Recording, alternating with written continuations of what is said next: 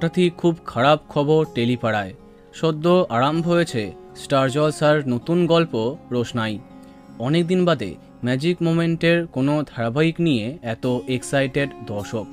এর অন্যতম কারণ রোশনাইয়ের মাধ্যমে অনেক দিন বাদে কামব্যাক করলেন শন ব্যানার্জি। বেশ জমে উঠেছে গল্প, কিন্তু এরই মধ্যে এটা কি হলো? মারা গেলেন রোশনাইয়ের অন্যতম প্রধান সদস্য।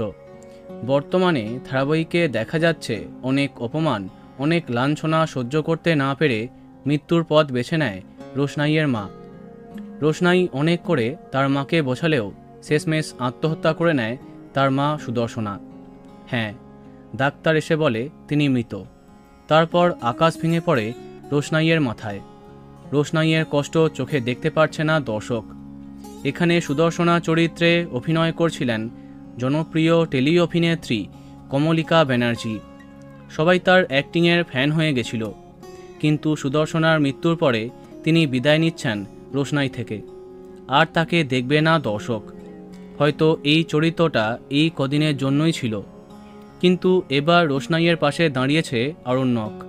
দেখা যাক এবার কোন দিকে মোড় নেয় তাদের গল্প।